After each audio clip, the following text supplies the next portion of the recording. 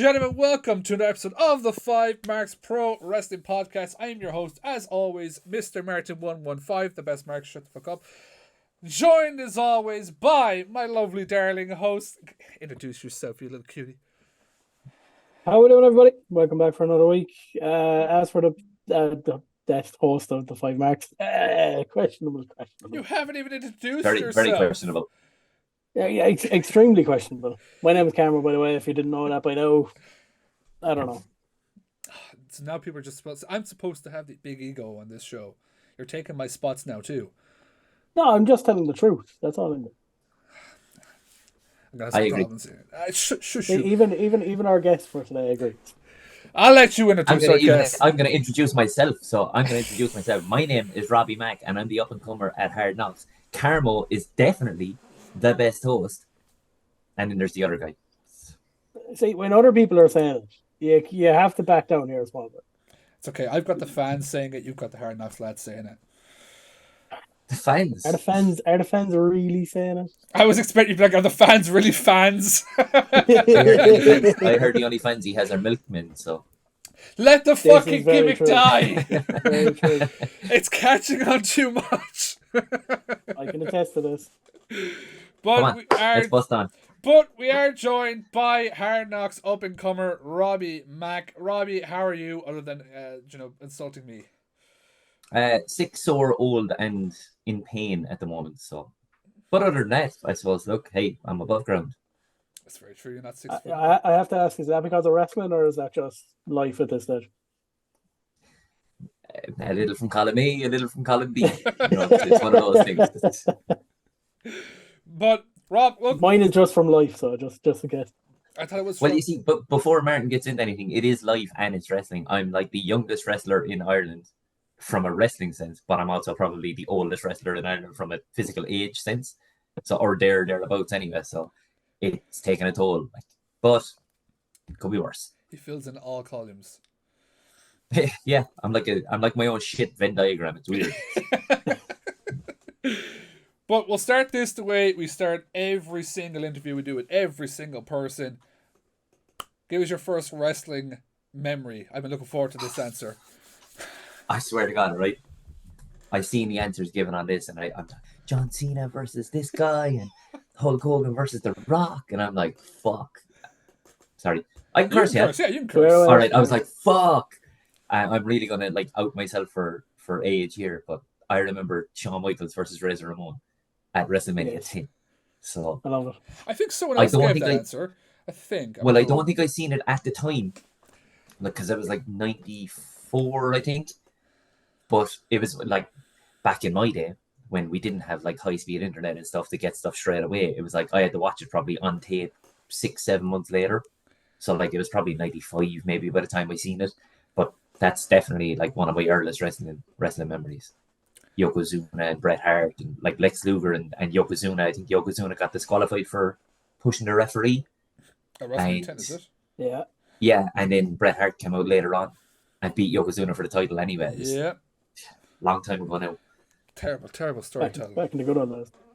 What was it about wrestling? Back in the good old days. Back in the good old days. Well, that was around my time now as well, so like I can't say too much. What was it about wrestling that kind of you were old. Well, I'm old, or get me into wrestling, man. I don't know. It was one of those things. It was like you just kind of fell into it back then. It was school Monday to Friday. You wake up Saturday morning, you flick on the television. Like I think it was like 10 o'clock, maybe 11 o'clock, Sky One. WWE used to come on, or WWF at the time. And when you're a kid and you see it, you're like, what's this? And then the more you watch it, you're like, oh, that guy looks cool. Oh, this guy looks cool. And back then it was like proper, like not the shit all over today's, because like I love today's wrestling, but like back then it was like you the likes of Shawn Michaels, you Diesel, Kane was coming on, The Undertaker, Ultimate Warrior, Hulk Hogan, you like larger than life characters. Whereas now they're just, I wouldn't really say there's too many larger than life characters.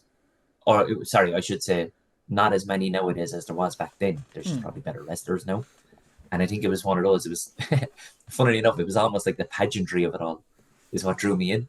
I was like, I'm really entertained by this. And then you kind of get into it more and more. And then you're like really heavily invested, and you're like staying up till 1 o'clock in the morning to watch Raw and missing school the next day because of it, or being wrecked inside the school the next day. And it kind of grew from there, and it kind of plateaued then for a while, and it just dropped out of my life then for ages as well. So kind of back into it a bit now. Do you know what? I have to ask a question. Since you brought up the two of them, Shawn Michaels and Bret Hart, who's your favorite? In what sense? That's open to interpretation. You got to pick one. If you were given the choice of Shawn Michaels or Bret Hart, who are you picking? Shawn Michaels all day. Sure, Like, we've never. Shawn Michaels for me. Sorry, I was about to like Carmo. Let's do this here as well. We've never done this. Is it Shawn Michaels or Bret Hart? Because I'm Shawn. It's Shawn for me as well. Yeah. Go on with what you were going to say. I think he's a better as a wrestler. Bret Hart is like 10 times better, and I suppose now that I'm in wrestling, and if you watch Bret Hart stuff, you can see the small little nuanced stuff that he does, and you're like, Jesus, that's really good. But if you needed someone to draw you into wrestling, it's probably Shawn Michaels more than Bret Hart. Although I will say Bret Hart was one of my favorites when I was growing up. I loved I even had the little shades that you put on and everything. It was top of the range. Rob was actually that little kid that screamed Bret. I'm that one guy. I spit in Vince McMahon's face afterwards. Except Bret Hart, not Carlito. Like, you're going way too fucking fast here now. But he didn't want to be cool. It's true, fair enough. It's what I do to Carmo on a fucking Friday. Spit an apple in his fucking face. Whoa. Hey, whatever you get up to in your spare time, keep that to you. It's not. I don't know. I was going to say something there. He stumbled over himself. He's like, "Yep." Yeah, no, I can't. You said there like Shawn over Bret. Did you actually have like a favorite wrestler, even from that era, or was it kind of a bit later on? Or my favorite wrestler of all time is Edge, and it's not. We were talking about this last night. I went to. It's always been Edge. Like for a while, it was. Like when I was growing up, it was kind of you went through these phases of, I like this guy, I like that guy. And then when I really started to get into it, it was like Jeff Hardy. And I thought I was Jeff Hardy. I'm pretty sure I broke one of the lads' ribs doing a swanton off a wall one time. You're like, grind, fuck it. Don't try this at home. Good one. Like we've all done, I'm sure. Yeah. But seriously, don't try this at home. But then after a while, when I like started getting into more the story base of it, I was like, man, Edge, the rated R superstar, is the best. And I remember I went to Mania 35. So NXT TakeOver was on in Brooklyn like 3 days before and whatever. And Edge was there. And Rhea Ripley is sitting behind me. Like I'm like the back row, but we were on floor level. So like maybe 10 yards behind me, Rhea Ripley is sitting there with the other girl, the Raquel Gonzalez. Yeah. So it was the two of them. Sorry, Rodriguez. Yeah, the two of them were sitting there. And Rick Boogs was there as well. So I went over and I was chatting to her, like I was coming in from the toilet or whatever, chatting to her for a few minutes. And yeah, genuinely, like, very, very nice, real down to earth as well. How are you getting on? How's things? Hope you're enjoying it. Oh, yeah, I thought that match was very good. And I was like, this is WWE superstar. Like, so as I walk back to my seat, my mate is like, he's here. I'm like, what? He's like, Edge is up there. And I was like, what? Where? And I like peeked my head out because we're last row, but we're like the Edge seats as well. So I peeked my head out and like he's right there. And I'm like, and then he like they do the thing for camera where like the guys put are standing in the crowd. Put it onto the person. They don't stay there, they leave afterwards. Like so as they get the camera done, he turns around and himself and Beth Phoenix are running back. And I'm like, put up the hand and he just goes, and I'm like, proper. I'll never wash his hand again. I didn't. I can't even remember what happened for the rest of the night. I was like, so cool. But he's always been my favorite. Like, bar none. We spoke about it last night. Not to go off on a tangent, but we were training last night, and I brought up. I firmly believe Edge's return in the Royal Rumble may be the greatest return ever. Because everybody else was out from like their own, like CM Punk. CM Punk's return at AEW was out of this world good. CM Punk was out of wrestling because of CM Punk. Yeah. We knew CM Punk could come back. Nobody knew. Like, Edge, yeah. As far as everyone was concerned, Edge was never wrestling again. and you hear that, you think you know me, and it was a proper Do you want to hear? so good. Do you want to hear a gutter? I was supposed to be Go. at that Rumble. Oh, Should have been.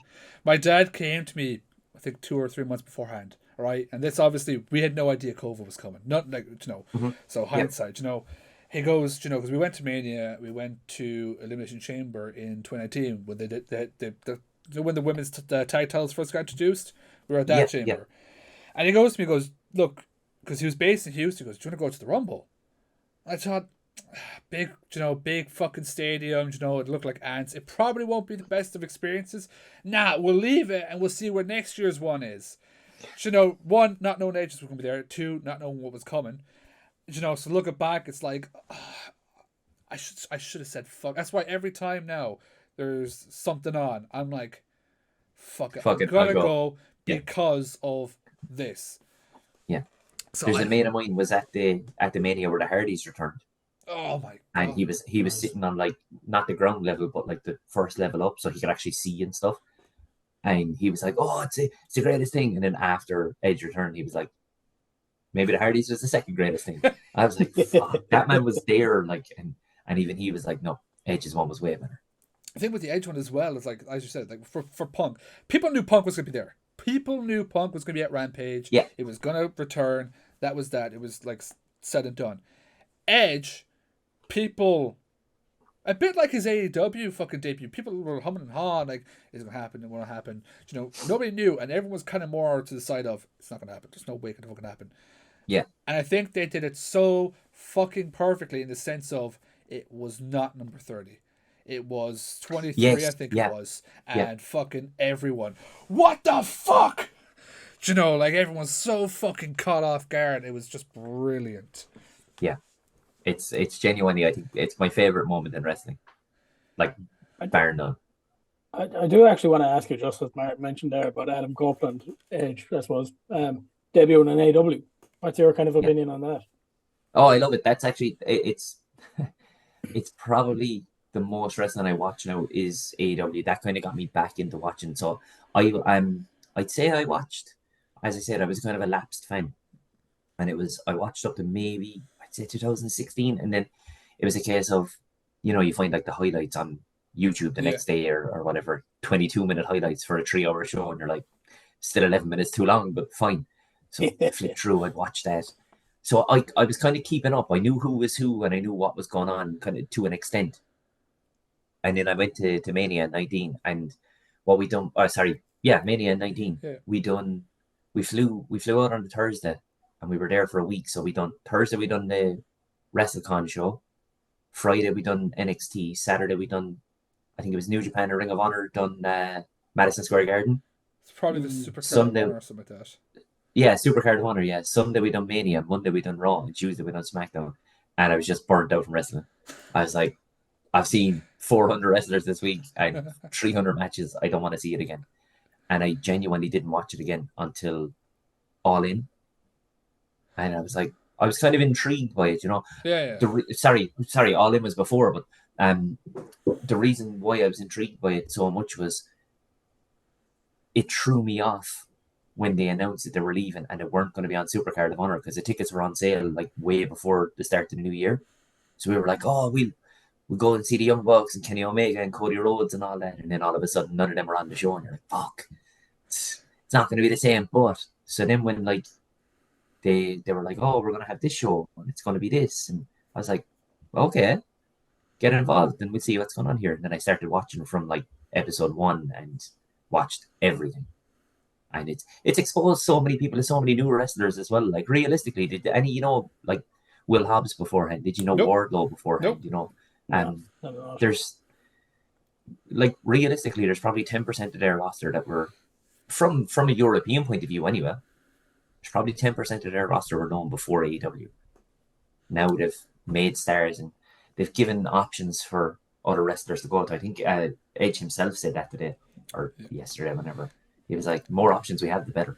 The one thing I hate to see, though, is and this is going to be going off into fucking tangent now, is I hate to see people being like, oh, the Young Bucks and fucking Omega think that, without them, this business would be fucking the same old fucking shit.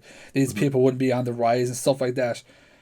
Their tag team is the Elite. The fucking Elite is in the fucking name. They built that company. They started that company, and they're the reason Darby Allin's getting a fucking chance. Fucking Sammy Guevara, Powerhouse Hobbs, fucking Wardlow, MJF. Fair enough, I do believe right now he would be in the WWE.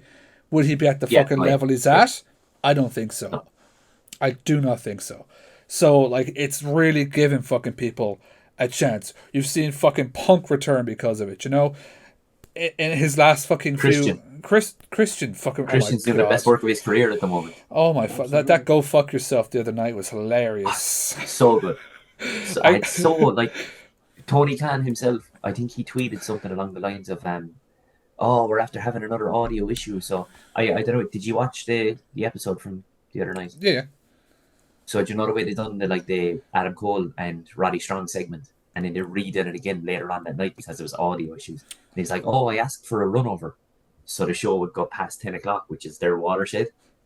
So then he could scream out, 'Go fuck yourself' on live television." I was like, "That's excellent." I don't think it was planned for time. It just worked out that way. It just worked out that way, yeah. I thought it was fucking... I love going on my fucking TikTok now, and every fucking second TikTok is something with "Go fuck yourself." It's, oh my god. People that like wrestling. Yeah, that wouldn't really Go help fuck me yourself. today.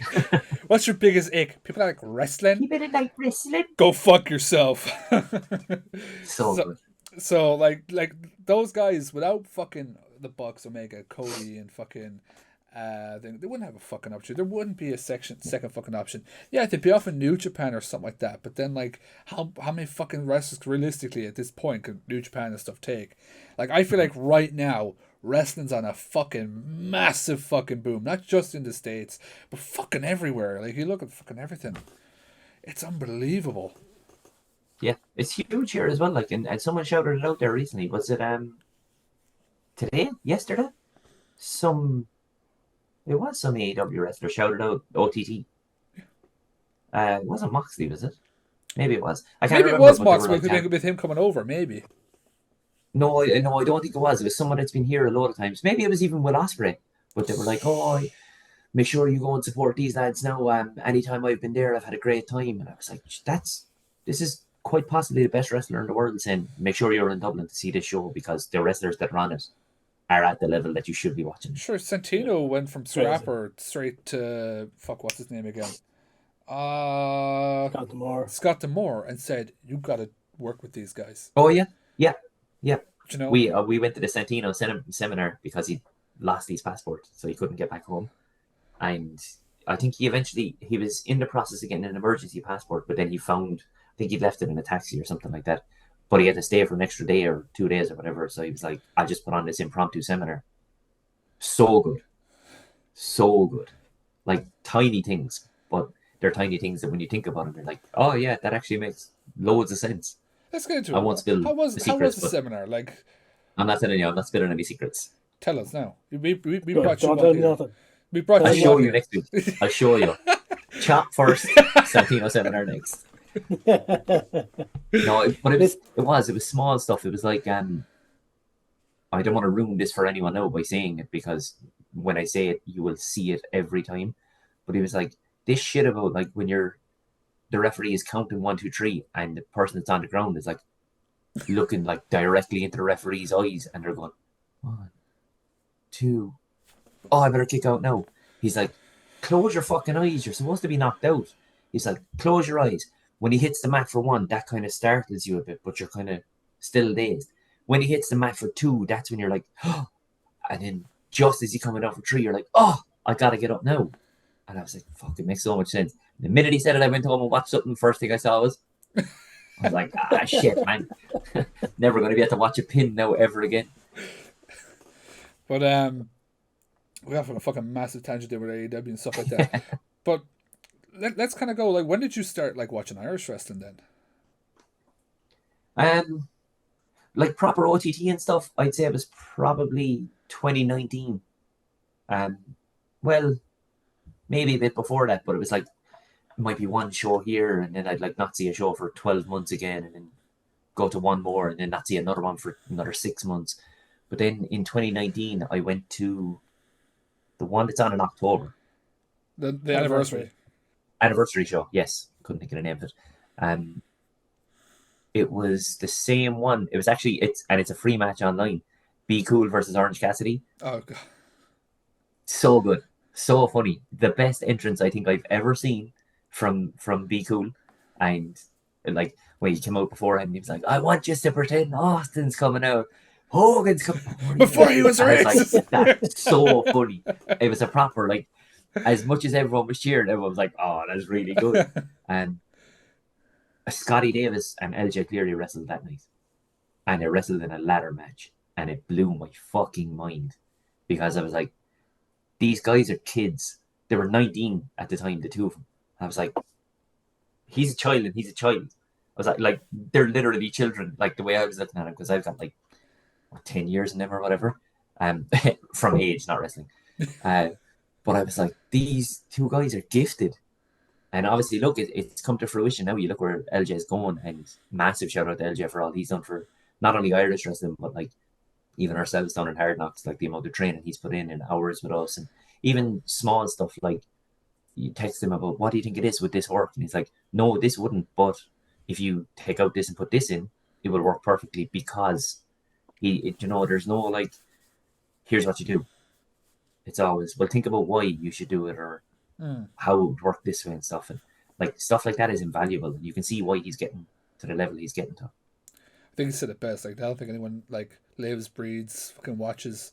The man is wrestling. Like, he is wrestling. Just like I've only been like, to one fucking training and watching you guys, and oh my god, like it blew me away. I mean, I think it was I said to Gala, I said, this is the first time I'm ever fucking here, and holy shit, just the knowledge coming off him is insane. So Yeah. I'll throw it to you, Carmo. Yeah, I kind of want to get into the start of your kind of career then. So obviously Hard Knocks opened his gym at the end of October 2022, I believe. So about a year ago from now. Obviously, A year we saw ago, the post since 2 days ago, 3 days ago. Yeah, we saw the post up on Facebook and Instagram and stuff like that. What made you do it? What made you kind of decide, John, I'm going to give this a go? Fuck it, why not? That's my answer. Like, that's the short version, that's the abridged version of it, but that's exactly what it was. I was supposed to go like 9 months before. I think they had run some. It wasn't Hard Knocks at the time. I think Phoenix. it was still the other place at the time, and they were running like they were starting their first training, their first like go of it. And I was like, yeah, all in for it. And I had text Steve and everything, and I know Steve a couple of years. I don't know him well, but I kind of know him. I knew him through people. He knew me through people as well, because I know his family and stuff. So, grand, chatting away anyway. Like a week before I caught COVID, and I was like, and it knocked me for 6. Like, and I was like, oh man, like it was one of those where I couldn't get my fitness levels back up at all. Now I know it would have happened with more training and stuff, but even like getting to the top of the stairs, and I was like, oh, right there, because shit like that happened when COVID rolled around to people. So when it rolled around the second time, I seen it like a week beforehand, and I was like, fuck. It's like, I'm 35 in 3 weeks' time. I was like, if I don't give it a go now, I'm never going to give it a go. So I was like, fuck it, why not? And a quick story on that, actually. The first night I went up, Gallicini wasn't there. So it was myself, Mercer, Mikey, AJ, and a load of new trainees. So first thing we do was like, we'll warm up, we'll do a couple of exercises here and there. And then we went into like basic lockups, just normal collar and elbow lockups. Locked up with Mikey, popped my shoulder out of place. Dropped like proper doof, gone, grabbed it, pushed it back into place again. And anyone that's listening that thinks like this is bullshit, reach out to any one of the lads and ask. Popped it out, popped it back in. Mikey was like, are you okay? Oh, and Mikey, like the blood, I could see the blood drain from his face, thinking he was after hurting me and everything. And I was like, my fault, never mind. So I left it a few minutes and I was like, right, back into it. Locked up with Mikey again, grind, got out. Locked up a second time, popped the shoulder out again. I was like, fuck. Popped it back in a second time. I ended up popping it out 3 times that night, the literal first night. So left, and Gallicini, I think Gal might have mentioned this story as well, like that he texted the lads and he was like, oh, anyone there that's gonna stick around or whatever. And one of them texted back, well, there's definitely one guy that's not gonna stick around because he got hurt tonight, and I'm the only one left. So It's mad, yeah. It's crazy. I was Just like, even I get might as well through. keep going now. Yeah, absolutely. Was there a ring in Hard Knocks at that time? Because I know the ring might have No, come a little bit later. no, Okay, so it was we were literally using that wall for like ball throws and wall squats and stuff at the time. yeah, just mad like. So you obviously popped out your shoulder first training session. When did you end up coming back to training? Thursday. I popped it Oh, out you on went Tuesday. I straight was back away. Thursday. Yeah, I didn't That's even mad. I popped it back in and went, right, let's lock up again. Like That's crazy. they pop in and out all like they used to pop in and out often enough, but it was just an awkward. I've got hypermobility in my shoulders and I've got it in my elbows and my thumbs as well, where they can pop out and pop back in, and it happens all the time. But this time it just so happened that I had a hold of someone while I was doing it, so I was like, let go. Poor Mikey was like, I'm very sorry. I was like, it's great, it's my fault. That's crazy. Just turns around. Like, Yeah. I can do it whenever I want. Watch, pops it out again. No, it hurts. It's You're well used to It's it. not fun. He'll do it as a spot for a show. Watch him. flailing arms. But I do want to ask you about like your kind of first time training in the ring as well, because obviously you hear a lot of stories of people taking like their first bump or hitting the ropes or anything like that. Even the experience of hopping into the ring for probably the first time, and the actual training aspect. Did you kind of think it was as, I don't want to say as easy, but you think it was going to be as hard as it was as you thought it was? Sorry, my English here. Did you think it was going to be as hard as you kind of thought it was going to be? Did you find it a little easier? Was there anything in particular that kind of stuck out to you? Be like, okay, this is actually a lot harder. Oh yeah. Like there's so many different aspects of it, and not to pat myself on the back, but there's some stuff that I took to very very quickly, and then there's other stuff that like I dread when it comes up, and I'm looking at it going, oh my god, and I know myself, it's like I have to drill this more to get better at this. But it was like you were there Tuesday night, you were doing the head scissors and stuff. That was my first time doing it. I was like, yeah, all right, grind up and down. I don't want to spoil too many moves that I can do, but you've seen some of the stuff that I can do, and then you see like it's something basic that I'm like, fuck, I can't seem to get into this position to do this or whatever. And like Steve, I'm sure Steve is going to dig the head off me when he sees me if I don't mention this, but it's like, it's not about the moves.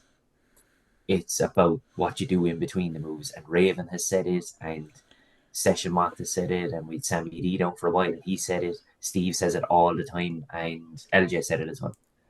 It's the stuff between the moves is what makes wrestling. And he's like, get good at that, the moves don't matter. So I'm trying to kind of get to that point now where, yeah, the moves are there, but the moves are there as a backup, or like an attaché to what's happening in the ring, as part of the story or as part of the match. it's the one thing I'm always like, oh god, if I actually fucking step up, go and fucking train, I'm like, how the fuck am I supposed to remember 101 moves? Like, like seeing you guys fucking do it, it's just like, wow. How do you just without going in too fucking deep? How the fuck do you remember that shit? Yeah. It's, I don't know, man. It's just one of those things. It's muscle memory. Like the more you do it, the better you are. Like Steve, for example. I just use Steve. Or actually, do you know what? Francis Mercer. I'll give Francis a shout out. Francis's chain wrestling is unbelievable. He can do these things where you think you have him, you put him in a wrist lock, and then he just goes, and he's around you, and before you know it, you're like, ha! What's after How happening the here? fuck did I get here? And then you're in a headlock, and then you're on the ground, and you're like, what the fuck? Like, you're almost going, slow down so I can see what's happening, or get out of the way of me. But it's stuff like that, and the more you do it, the better you're going to get at it. The more you do it, the more you're going to remember it and stuff like that. And then it's a case of, I remember actually Santino, it was himself in Boots, I think we're talking, and he said specifically, like, there's certain things that you do when you get comfortable with people where you won't even have to like go through, let's say it's a 5 or 6 move segment. It won't even be, you won't call out those moves or whatever. You just go, let's run the rope spot. Let's run the corner spot. But because you've done it so many times, you know exactly what it is. And it's just muscle memory. It's like anything. It's how do footballers know how to do 101 step overs and flick the ball this way to flick it back again? How do it's muscle memory. They've worked on it. The more you do it, the better you're going to get. Did you fall in love with it straight away, or was it kind of still a kind of thing of, like, I know people that obviously train down in Hard Knocks as well. There is that thing at certain points where you're kind of like, my body's hurting, I'm aching every morning. I don't know if I still want to do this, but it's like, okay, I missed out on training for today. It's like, no, I'm going training. It's just I'm just going to give out about the pain. Did you ever kind of had that moment where you're like, no, maybe this is. I'm a pure sadomasochist. I'm like, fuck it. It hurts, but it's okay. We go again. What else are you supposed to do? If you want to do it, you're going to do it. And I want to do it. And everybody else wants to do it. And all the lads in Fight Factory want to do it. And lads and ladies. And all the whoever is in Irish School of Wrestling. Anyone that's in wrestling training. They're there because they want to do it. No one forces you to go. If you don't want to be there, cool, don't be there. But if you want to be there, you have to go. But you can't half-arse it. You have to go and be like if you go, I'll just take this now and fall onto the ground. Yeah, it's going to look shit. The other guy is going to look shit because of it. One of you is going to get hurt. You need to be switched on at all times. But if you're going to be there, you have to be there at 100%. So that's why you have to take it. And I may or may not enjoy the pain. So. To an extent, not in a sexual way. Haven't seen you train once or twice. I think you do enjoy that pain. Yeah. I don't mind getting thrown all over the place, which is a bit weird. But Steve comes over. I've seen you in chop contests with other people, like, and I'm like, I don't want I want to be as far away from this as possible. Yeah. I did myself and Martin were talking about this recently. I think they hurt, but they're not killing you. With the chops? Yeah. Yeah. It looks good, or it sounds good, but it's not like his chops kill me. They absolutely kill me. Like probably the best chops in the game. Like, oh man. Yeah, you're saying that now until someone goes, "Where are they now?" Right, we'll see. And I'm like, Martin did that, not me. I'm hoping that some fucking like poor fan comes over to us like, will you chop me just so I can see if that Martin lad was right? Okay, yeah, no problem. Karate chop in the throat. Oh shit! I thought you said in the throat. Was it you that was telling me they got chopped like really bad? Yeah, something? It was you. It's on my Instagram. It's Chris Connolly, big nasty Chris, chopped me so hard he hit me from elbow to fingertips across my chest. Like, to be fair, I started it. I'm to blame. So yeah, he intentionally started it because, as he said, he loves the fucking pain. Yeah, he hit me and I was like, it didn't hurt. Didn't hurt at all. Goes outside the door of the school. Yeah. Oh, the wind hit it and I was like, oh. But it's on my Instagram. There's like a proper hand print, arm print, not even hand. Like, as I said, from elbow to fingertips, just like, I was like, okay. Can I ask you, do you remember your first bump in the ring? Yeah. Now, not on the mat, Yeah. in the ring. Yeah, in the ring. My first bump was in the ring. What was that like? Because we ask everybody, and everyone has 50-50 answers. My first bump was okay, but I walk in and I'm looking directly at Steve because it's me, Steve, and there's like 5 or 6 other people there because it was a lesser class that day, I think. So he's like, just squat down. And I'm gonna like pretend like I'm pulling the carpet out from underneath you and the legs go. And he was like, tuck the chin. And I was like, the only thing I thought was make sure I tuck my chin. I don't want to bang my head. So I went back and I was like, okay, it's not bad, but I kind of hit all the shoulder blades because I was like, and I was like shoulder blades and elbows and everything. And then, so I had to work on the like getting the arms out and stuff. And I was like, yeah, okay. So I done 2 or 3 of them that night. And then I actually remember because I met the lad a couple of weeks ago. There was another lad there and he took his first bump and he done this and it looked great going back. And he never tucked his chin and he hit it. And then his head came back and hit the ground and he just got up and he was like, nope, that's it. And that was it for him. Like, and it takes that with some people and like a really nice guy as well. He's been at the shows a couple of times and everything. And But he was like, no, Yeah, can't do that. And it happens, like, I was doing it myself, and like, I couldn't for the life of me take a shoulder tackle for ages. I was always like a big shitty off to the side. And then I was like, why am I getting out of the way? So then when I was hitting people and going back, I was like, okay, cool. This is more comfortable now. But it's another one of those things, the more you do, the better you're going to get at it. But it has to be corrected if it's wrong. Because if you're doing it wrong from the start and it's not corrected, the more of them you do, the more wrong ones you're doing. Yeah. And it's just kind of, it's a long and winding road then. Like, It's look, it's Sam has said it, and fucking Justy said it kind of a better way. It's not for everyone, but you won't know it's for you until you go through the doors and fucking try it. Yeah. Do you know? Yeah, and absolutely. And then Steve is the biggest fucking preacher for this. Do it now so that in fucking 20 years, 30 years, you're not going, you can't say I should have done it. I should have given it a fucking go. Yeah. Yeah. So that's why Carmo's now a retired professional wrestler. Retired 1 week professional wrestler. I was kind of like that guy that you were talking about there, Robbie, on his first session when he went down and took the I know, bang I was there. Yeah. Everything was going through my mind. I was like, everything was going through my mind except tuck my chin, which is where I think I went wrong. But it is, it's funny because you're trying to like get down the mechanics of it. Squat down, get the legs out, put the arms out. And then you're going through it in your head. And the first thing you forget is protect your fucking head. Yeah. So you're like lying on it. And you're like, that hurt. But it happens. Wrestling is for everyone, but wrestling isn't for everyone.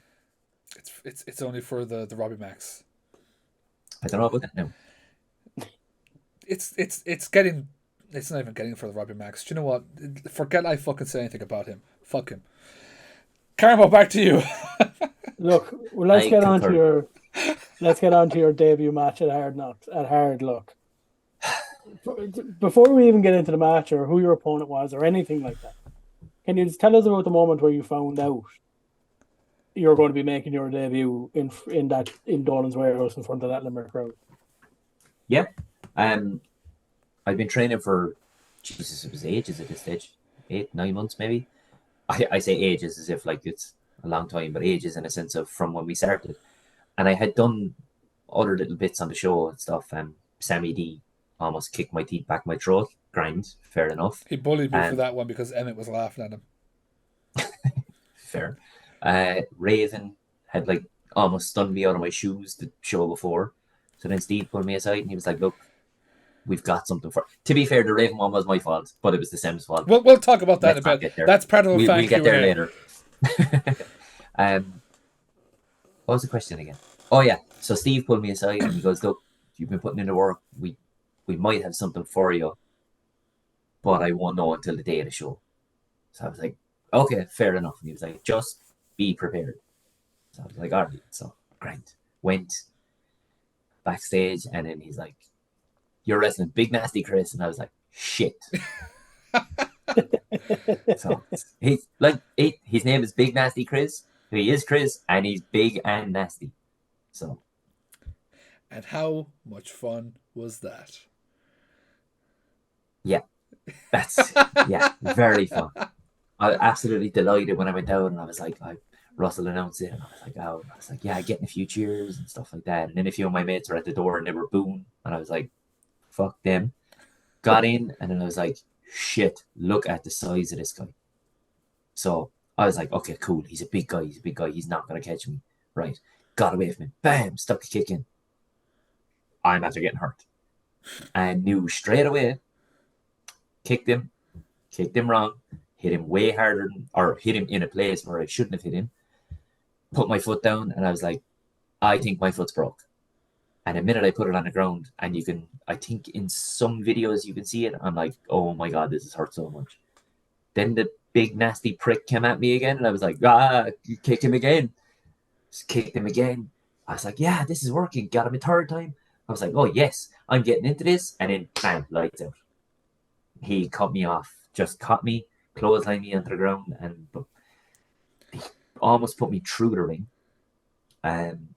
Almost outside the ring. Oh my God. Yeah, I was like, oh my God, I gotta get my breath back. And I whatever way I looked up, he's just running at me, and all I could think was, oh my God, I'm dead. So I got the feet up, and he ran into him. I was like, now's my time. I thought I was like, okay, grand. I'll hit him a couple of times. I'll bring him out of size. I was hitting him, and I was like, this. It's like hitting a Coke machine. I was hitting it. It was like hitting the back of a vending machine trying to knock a can out. Nothing happening. Got to do something. Jump over, stun. I looked up, and I'm like, he's still fucking standing. So I was like, gotta go high here. Went for the crossbody, and yeah, it was game over when he caught me. I actually, when I fought out of his, he threw me up to like slam me, and when I fought out of that, I was like, okay, cool. I got out, but the minute he came back and I turned, it's, you know, the expression, oh, it's like a deer caught in the headlights. Yeah. I'm the deer. He wasn't even a car. He was like a fucking Arctic lorry coming at me. It was just like, oh shit. And then, boof, dead. Lights That's out. all. How did that feel when he hit you with that crossbody? Because like I've seen an Arctic footage of lorry that from, hitting a deer. yeah, but it's crazy because like you've seen footage of that from every angle in the crowd, and everyone has footage of it, and it just looks like he goes through you. It's nearly like if he went past you nearly, do you know that kind of way? It's a crazy crossbody. It's my favorite. It's my favorite part. Like I know I lost and stuff, but from a fan reaction point of view, it's my favorite part of the whole match. Like the stun dog came out of nowhere, and like you can see people and like all yourselves, because that was my missus recorded it from up and above. So she's looking right down at G. Well, she's looking at me, but past me to G. So I can see like all your reactions, and they're all like, oh, and like there's other wrestlers there, and I can see them. They're like, oh, very good. And when he hit me, everyone just went, Jesus, as if someone should make sure that man doesn't need to be scraped up off the mat.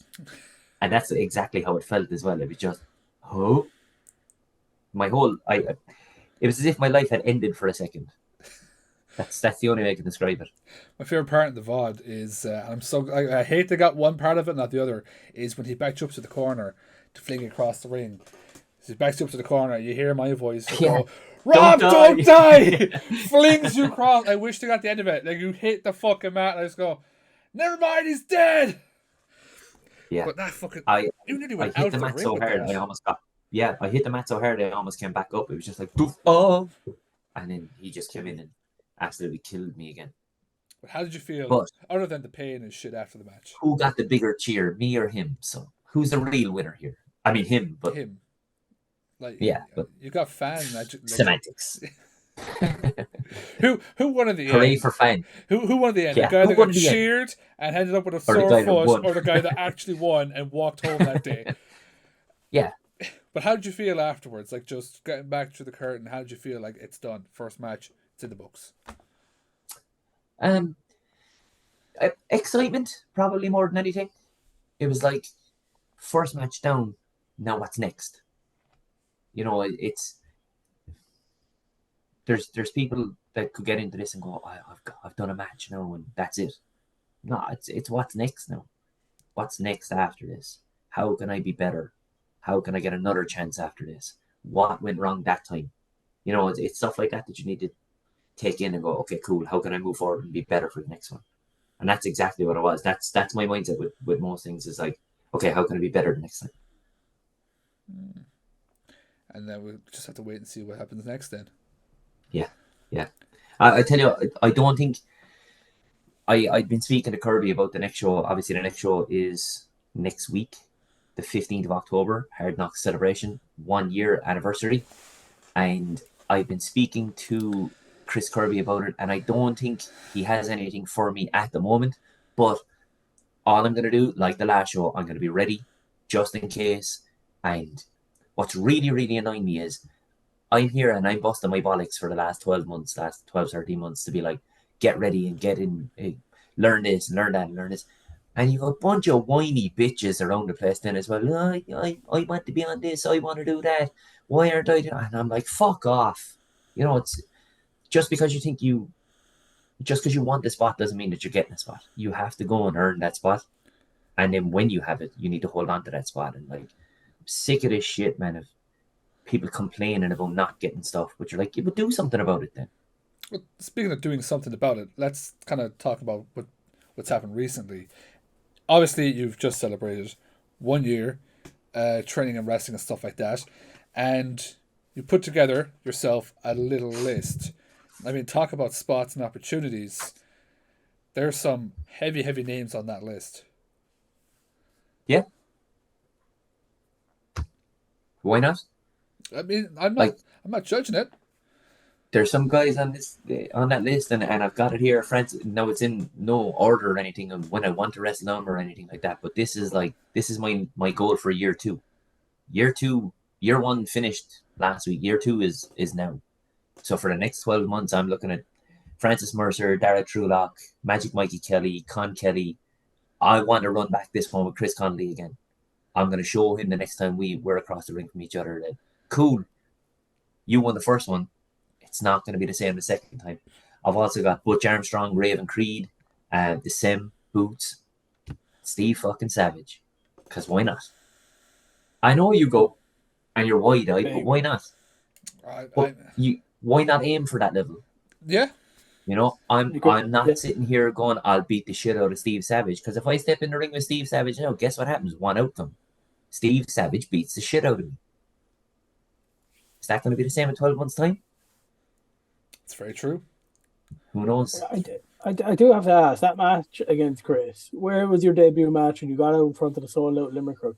Did you find that was a learning experience to be like, okay, I need to get to here to be able to compete with all these guys? I need to get, do you know, that kind of way? It's like, okay, I've had my first match, messing and fun is out of the way, time to take this really, really serious. Yeah.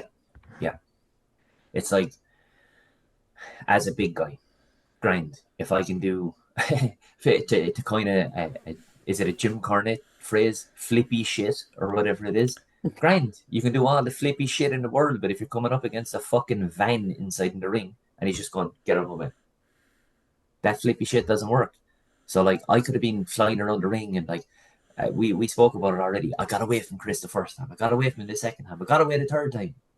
What was I going to do? Keep running around in circles, kicking him? I was like, oh shit. Like, I need to find more ways of going, okay, this guy is this size. I need to be able to do this to take him down. Or this guy is my own size. I need to be able to, I can wrestle him this way. It's horses for courses. I need to find different ways of beating different people. And that's the curve I'm on at the moment is, okay, how can I beat this guy? Okay, this is a bigger guy, so I need to change tactics here a small bit. And like, it's okay if you're 6'6" and like built like a brick shithouse, but I'm not 6'6". I'm not built like a brick shithouse. I'm built like a small shithouse. So I've got to find different ways of doing things, and that's what I'm doing at the moment. And like the respect is out there because, like, you know, there are names who that you consider like just like when you mentioned fucking Steve Savage, and I'm all wide-eyed because like we know, like Steve Savage in OTT, Steve Savage in RCW, in any other promotion in any other county is Steve Savage, but Steve Savage in Limerick, as Carmo said to Con Kelly, is a whole different guy. So you know it's respect for going up against him. For Francis Mercer, who again is a different animal in Limerick. So like you're not like, as you said, you're not just going to go, right, who's the easiest challenges. You are setting yourself some hard hitting, challenging, you know, matches there that all you could do from it is just grow. Yeah, like let's use football as an example. I'm a huge football fan.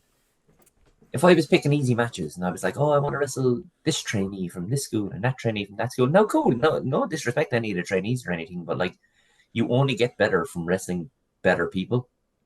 Like footballers playing friendly matches at the start of the season, cool, you can beat someone 10-0. But then when you come up against teams in your own league or the Champions League, for example, or Europa League in Liverpool's case, for our sins, you come up against teams like that, and when they're at a similar level or a level better, that's when you need to up your game. And that's what I'm looking at. I look at that list and I look at the likes of Francis Mercer and I look at Butch Armstrong and Raven Creed and even Con Kelly, Boots, and then to Steve Savage and the other lads that I mentioned. They're guys that I will need to up my game to even hang with. So picture the level that I have to go to compete with them. And that's where I want to be. I want to be at a level where I can compete with them. Not get in the ring and go, oh, Rob's in the ring. Let's throw him to the other side and it's over. No. That's happened once already. I don't want that to happen again. And look, we can only see what goes from here. I mean, like the list again, just to remind people of the names you have on here: Francis Mercer, Dara Turlock, Magic Mike Kelly, Con Kelly, Chris Connolly, Butch Armstrong, Raven Creed, the Sem, who are two people we've seen Hard Knocks absolutely fucking rip each other apart. Boots, and then Steve fucking Savage. Big names, big challenges, and who knows, year 2? We could see, hopefully. But Raven Creed and the Sem are on there for what happened. I owe them payback. I mean, it was your fault. Okay. It wasn't my fault. It was the Sem's fault. It was your fault. It was just... You are the worst of the 5Marks. Anyway, Carmo, have you got any questions? Because... When did you take over? Calacini is my favourite. I'm off the interview. Yes, he's leaving. Finally, Shout out to Calacini, by the way, and AJ. I've been trying to get rid of Martin for a long time. You've done my job for me. What I kind of was going to say, just on your point there about what happened with Renzo and Sem and stuff like that, is it really a time just to kind of like forget the fun and games? This is Robbie Mac. This is who you're going to see. Yeah. Not even the next 12 months, the next 2 years, 3 years, 4 years. Like, don't get it twisted, Carmo. I wasn't having fun and games when I went into that ring with Chris Conley. The bell rings and we laser focused. I wasn't good enough. Simple as that. Chris Conley on the night was better than me. Chris Conley will not be better than me the next time he steps across the ring for me. Will he win? Maybe. Will I win? Maybe. But he will not do to me what he done to me the last time. The only way I can get to that level is when I have the likes of Francis Mercer, Magic Mikey Kelly, Con Kelly, the Sem, Boot. When I have wrestlers like that standing across me that I need to learn from, that's when I go, this didn't work. How about try this? Like Boots Murphy, who is a favourite of mine. I can't wait to step across the ring from him. And I go, right, what did I learn against Chris Conley that didn't work or that I think will work against Boots that I can put into practice against him? What did I learn against Francis Mercer that I can put into practice against Con Kelly? What did I learn against the Sem that I can put into practice against Raven and vice versa? Like, everything here is learning. Everything. Any wrestler that tells you that they know everything is telling you lies. And you can take that from any... LJ Cleary will tell you that himself. He actually... You were there last week when he left. One of the things he said was never stop learning. You just got to apply that principle now. I love it. I love the determination. I'm really excited to see what you do. Not only in the show next week if Chris does have something for you, but even throughout next year and the year after. I can't wait. I love the determination. Is there anything else you want to go ask him before we head to the fan Q&A? Fire away. If I think it in, then I can do it after the fan Q&A. I think that's a good point to kind of hone in as well. Perfect. So, as always for interviews, we put out everywhere but X, Twitter, because nobody ever seems to do that. For some fan questions, we didn't ask your consent or anything, so because I couldn't give a fuck. But we'll start off, as always, with some Facebook questions, and this first one you'll absolutely love to answer because you've been pretty much answering it all fucking night. Why is Martin so horrible?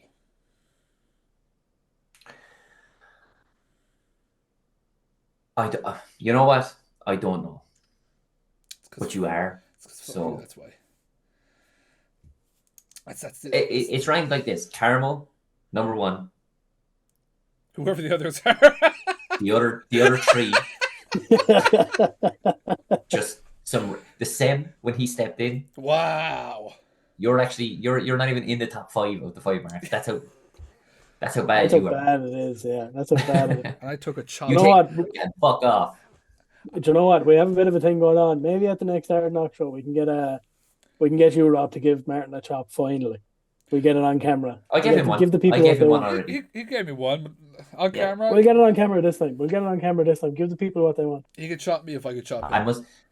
I must shout it. Yeah, I told you that last week. Yeah, but I wasn't fucking going to do it last week. You weren't mentally prepared for it. It was not mentally prepared. I can't say why I could do it, but I could do it.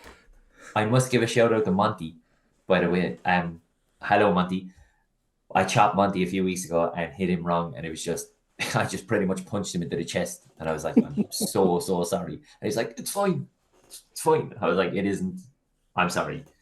So, Sorry, It's a Monty. little bit. I guarantee It's a you. little bit of an inside thing, but he got you back last week. In fairness, Did he? Did he? remember when you were doing some move with the LJ class, and you ended up like slapping you right in Oh, the face that's to get your right. Oh yeah, what a dickhead, by the way. Yeah, that's reminded me. Fuck Monty. He was trying to stretch me out, and I was like, I'm not just giving it to you. And he just went into the ring. So I was like, you dick. I can't remember what the fuck were we talking to Steve, or were we just talking to each other? But fucking out of nowhere, you go, Yeah. that fucking hurt. Everyone stopped what they were doing to look. Monty's still trying to put my arm behind me, roaring laughing. You fucking dickhead. If Chris Kirby is listening, book that match, please. Book that match. You're dead to me, Monty. The next question, who is your favourite sparring partner down at Hard Knocks? Francis Mercer. Francis Mercer, I cannot speak highly enough of the man. I wouldn't be anywhere near where I am today. Not that I'm anywhere near anything, but even at the level at the lowly level that I am, I would be nowhere near that if it wasn't for Francis Mercer. Now, that's not to take away from like Steve or Raven or LJ or any of the other trainers that come down, or even the likes of Galacini, AJ, Magic Mike, any of the lads, Monty and them. I've done so much extra work with Francis Mercer, even if it's only a case of like bouncing ideas off of him and he comes back with, yes, this, but this, or I like this, but I don't like that. Like his knowledge and like his friendship has been invaluable. And the amount of times he's just went like we were talking earlier about, I'm not good at A, but I'm good at B. Mercer's thing is, well, let's come up and get you good at A as well then. And he's always there to give a hand. And like, I know I'm not the only one he's doing that for either. So like, yeah, I have to give him a huge shout out. I keep saying, like, we keep saying to him every time we fucking see him how good he fucking is. Like, seriously, if people are watching, Underrated as if well, you man. guys are watching Hard Knocks and like you don't care or you're not a fan of Mercer, you need to fucking go back and watch the match. Seriously. Yeah. Not even watch the match, man. But just watch what he's saying, and like it's an underappreciation for Francis Mercer at the moment. But you'll soon find out how appreciated he needs to be. I've said this to quite a few people, like how that man isn't booked at every show in this country is a crime. Mm-hmm. He will be. Yeah, I'd agree with that. He will. He will be. Yeah, he will be, because he's got it up here as well. He's got that determination that he will be. The next one now, you'll love this one because it kind of goes in with your list. I saw your list of people who you want to face. Nice to see Dara Turlock on there. But if you could fastly book yourself against any wrestler at any time in history, Age. didn't even get to finish the question. Watch Age in a TLC match at WrestleMania, I assume. No, down in Dolans. Yeah, obviously in Dolans. You book Edge, you go to Dolans. Yeah, bang the ladder off the lights on the way in. It's fine. Fall out of the ring and onto the steps. Yeah, I would definitely be Edge. Or, do you know what? Maybe Darby Allin. Ooh. Because he's a sick, sadistic bastard as well, so I think I like that. Who can hurt himself the most first? That's literally yeah. Not even hurt the other person. Who can hurt themselves more? Like that man, that fucking the first thing that comes to my mind is that fucking step spot the other night. Oh my god! Yeah. Ouch. This one comes from the Golden One himself. What is it like to have the same name as the Golden One? Oh, that man! You know him? He's a good guy. He is a good guy. He is, in fairness, he is. He just goes the Golden One. What was it? Great name, by the way. The next question he had was, what was it like? What was the feeling like when you got announced to be on your first show and in a sold out Dolans? I know you kind of already answered that already, but let's talk about the actual sold out Dolans part. Mm-hmm. For your first show. Excitement levels. We were, obviously people know, but like just in case they don't, we're there and we're building the ring and stuff earlier on in the day. And like we get the phone out and like I'm texting the missus and stuff like that, and she's coming down, and I think my brother and one of my best mates were coming down and stuff, and they had tickets and my missus didn't, and I was like, no, it'd be grand, get them on the door. And then like 2 hours beforehand, I'm like, shit, will they get tickets on the door? And then we were like, oh yeah, there's there's a few tickets left. So online only holds a certain amount, and then there's so many on the door as well. So you're like, okay, cool. And then when it was like getting closer and closer, and we walked through Dolans, and there's like a couple of 100 people out there, and you're like, shit. So I had to text my missus and be like, get to the top of the queue, because there's a good chance you will not get in. And like, it was crazy. It's one of those things where you walk out, and I remember looking around, and I'm like, fuck, wow. Like, there's fucking people hanging off the ceiling at one stage. Like, you're looking up and you're like, this is way more people than, like, it was a place that was full, but you knew it was full. You know, because it's so kind of enclosed, everyone is up on top of you. So like, you're in the ring, you do this and there's people there. You do this and there's people there. You look down, there's people here. Dolan's a fantastic spot for wrestling. And the excitement levels were running through the roof with a sold out show. Now the only thing is, next week it's got to be sold out as well. So like, if you're watching this Saturday, the show is on next Sunday. Get on to, I think it's dolans.yapcity. Buy your tickets. 1 second. €21 for a great night. We'll continue the Q&A in a second. Carmo, we did this last week because I have this here. Carmo, what should they do? Let's do it. Ladies and gentlemen, October 15th, Dolans Warehouse in Limerick.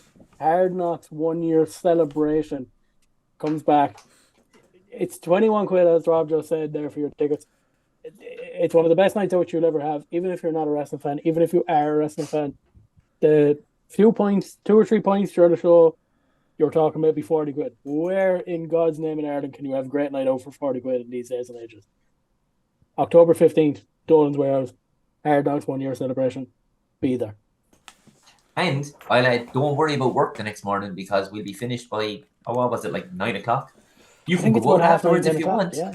You can go out afterwards if you want, but it's on you. We are not responsible if you miss work on a Monday.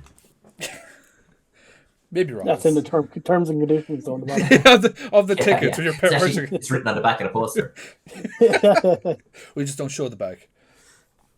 All right, so going over it now to their Instagram.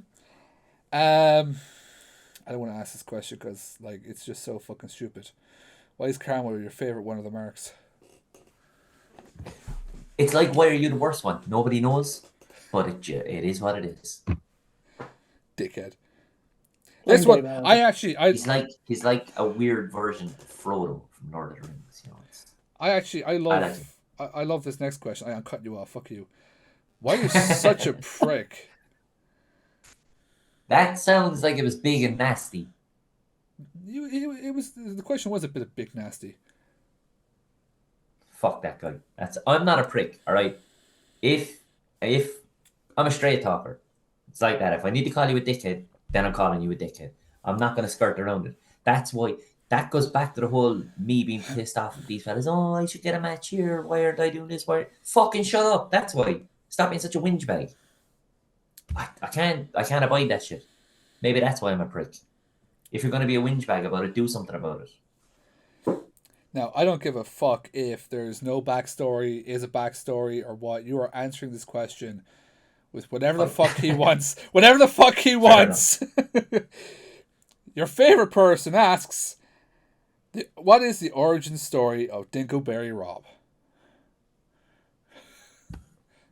Why is it a thing if there's Francis no story? Mercer, I take everything. Oh yeah, that's what you're dealing with Francis Mercer. Like, I don't know where it came from. Unless now he's been talking behind my back. If so, fuck that guy. If so, the list, we are doing it in order. yeah, fucking right now we're doing it in order. You're the first one fucking list. I'll show you who Dinkleberry Rob is. Forget the rest of the match. 9:30 outside doors. Fuck it, we'll do it upstairs. yeah, street fights. Now this is where I was talking about. We'll talk about this later on, and we can talk about this fun old Rob memories. Why did you clothesline Raven Creed? It wasn't me. Like, it was me, but yeah, we all saw it. Whatever. Why'd you do it? It wasn't me. I got a belt in the head off the sim, poked me in the eye with his shoulder blade or something. I don't know, but either way, I was like, I think he hit me in the nose. My eyes were watered, whatever. So I was like wiping my eyes. Next thing I know, I look around and fucking Raven's on the ground. I'm like, what the fuck? She blamed me. I was like, I didn't do anything. And she's like, you fucking clotheslined me. I was like, oh, so that's what that was. I didn't know I had hit her until after she had told me. I hit her because the Sem made me do it. I don't know, we all saw it. I'm an innocent victim here. An innocent victim. It's a victim. I took a stunner for nothing. I'm actually going to throw this question in because it's more funny old Rob stories. You want to talk about that one moment with Gallicini in the ring after his tag match with Seshamot and who was it, CJ? Are you talking about me standing in the corner? Right, I apologize in advance, but me and Gallicini touched tips, and yes, I did use my fingers to go exactly like this because I'm gonna have to stand up for this now. Like, he was dancing. CJ West took a belt in the balls, was on the ground, and he came over with his can and he's like, "Here, hold this while I recover." So I was like, "All right, fair enough." So I'm holding the can, talking to CJ West. Gala comes over, dances over on top of me, and just goes, hold on, can't see that. He just goes, But as he done that, I moved. Dick slapped me in the dick with his dick. I was like, what the fuck? It was the most homoerotic thing I've ever been involved in. It was so confusing as a fan because you just see you going, oh! Fucking how do you think I felt? He just walked off as if I do this on the reg. So I was like, oh, fair enough. I get out. It's just the afterwards when you came over, it's like, lads, I got something fucking stupid to tell you. Yeah. This one will end with We're bonded for life now, me and Galati. Wherever he goes, I go. Thank God, because I was wearing a Chinese finger trap earlier on that day, so like, whew. We'll end on this question. What is the most important advice you've gotten in wrestling so far? Tuck your chin. Or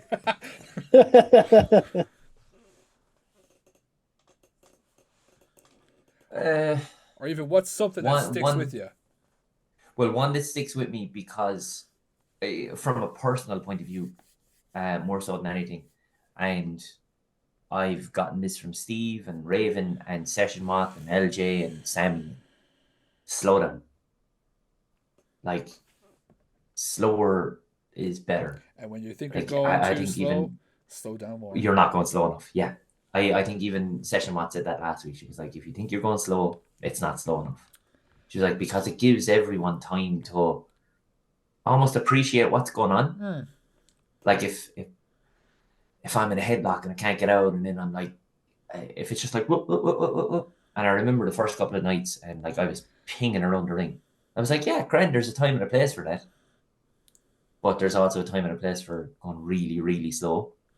And it's learning the difference in doing that. Or when to do that, I should say. That's probably the best advice I've got. It's not bad advice. It's not bad advice. You know, I think everyone kind of gets that one. I was going to say, like, the next thing to learn then is when, like, the fans go really quiet during a wrestling match. It's not that they're, you know, not interested. They're watching everything you do. Yeah. You know, that was the one thing, like, a lot of people were complaining about the LJ Mark Andrews, like, oh, nobody was fucking reacting. Yeah, do you know why? Cause I can say this, everyone's like, cause I can say this for me because I was watching and respecting the wrestling that was going on because it was so fucking good. So, but no, I think that's fucking perfect advice. I think it's a fucking perfect question to end on. So, Carmo. Okay, bye. So it's been lovely having Robbie Mac. Just leaves. Oh, I imagine we ever have that. It's like, oh yeah, it's a fan question. So, all right, lads, it's been lovely. I'll have to see the bit. Just completely cuts off. Carmo, have you got anything else you want to ask this man? I have one final thing, and it kind of links into what we always end with anyway. So, Rob, I'm going to give you 15 seconds to talk about 3 different topics. So, your first 15 seconds, I want you to talk about the Hard Knox training school and why people should get down there. You can go. Why should people go to Hard Knocks? 15 seconds of just. You're gonna like it's the basis of wrestling, but you're gonna have fun down there. You're gonna learn things down there, but you're gonna meet probably your best friends for the rest of your life down there as well if you stick at it. And look, we all want to give it a go. We all want to be wrestlers. Now is the time to try. Right now, not next week, not the week after. Right now. Next topic. Great answer, actually. Great answer. 15 seconds, Hard- man. The fucking pressure you're putting me under. I say 15 seconds. You can take as long as you want. You can take 40 minutes on this if you want, really. You can. Don't tempt me. Why should people get down to Hard Knocks 1 year celebration? Oh, you've already said it. It's literally going to be the best money you're going to spend. Whether you're a wrestling fan or not a wrestling fan, you show up to Dolans. After you leave, you will not be able to wait for the next one. I had mates of mine that came down to the last one. They were like, when's the next one? When's the next one? When can we buy tickets? Never seen a wrestling match in their life before. It's just one of those things that take the chance that you'll enjoy it because you will enjoy it. And it's well worth coming down. Even, I think the best thing is going in expecting it. He's asking me, Martin, not you. Shut up. Yeah, thank you. Please. Jesus. I'm trying to do this for so long. He's going to leave again. Hopefully. Carmo, you can end the show. 15 seconds. That was fucking half an hour the way you were fucking talking. I have used 7 seconds on the first question, so it's fine. 8 a bit of time left over. The last one is actually kind of an interesting one. So, have you any socials, any shows, anything at all that you want to promote? Fuck. I should have wrote these down, man. Yeah, just find me on Instagram. I think it's I'll have to look it up here. It's Robbie _Mac _1 because some other bastard took the Robbie Mac one. But yeah, Robbie _Mac _1. I think it's that, and I think it's just Robbie Mac on Facebook as well. It's the same profile picture, so you get to see both of them. And everything else is linked through there. But make sure you go on as well and follow Hard Knocks Pro Wrestling on YouTube because all our previous shows are on YouTube, and the lads are starting to put shorts out there now as well. And it will give you a feel for what's going to happen on the upcoming shows as well. And it might tempt you to come down to them. Hopefully it does.